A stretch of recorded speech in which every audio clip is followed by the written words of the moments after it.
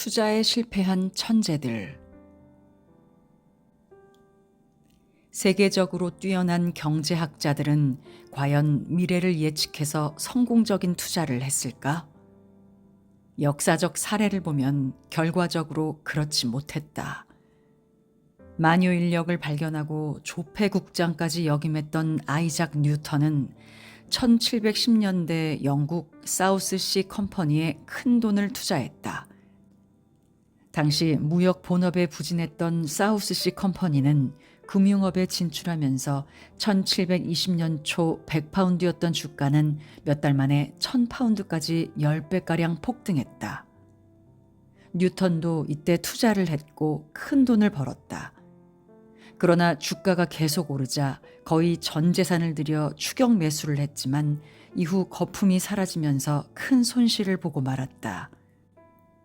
상대성 이론 등으로 역사상 최고의 천재라고 불린 아인슈타인 역시 마찬가지였다.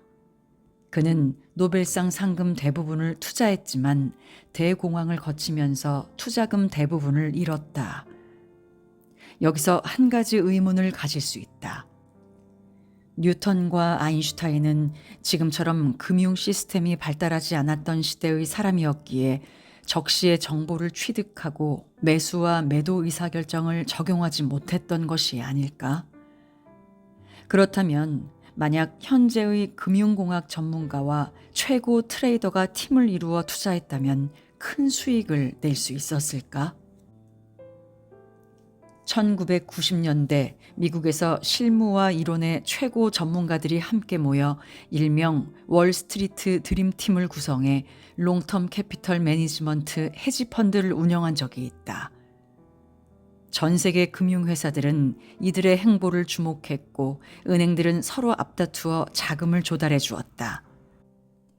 LTCM은 이 자금을 파생금융 상품에 투자해 실제로 우수한 성과를 보였고 당연히 이들에게 더 많은 자금이 몰려들었다.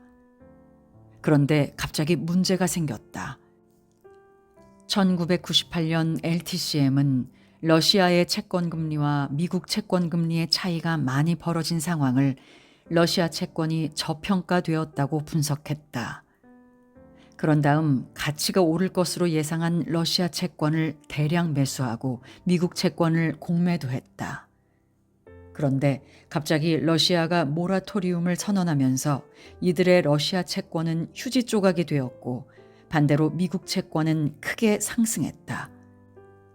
잘못된 판단으로 한순간에 1250억 달러의 펀드 자산의 대부분이 사라진 것이다.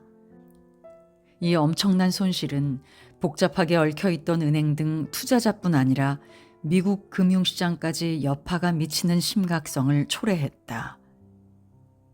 이 사건은 아무리 천재라 해도 투자로 성공하기는 쉽지 않다는 사실을 보여주는 대표적인 사례이다.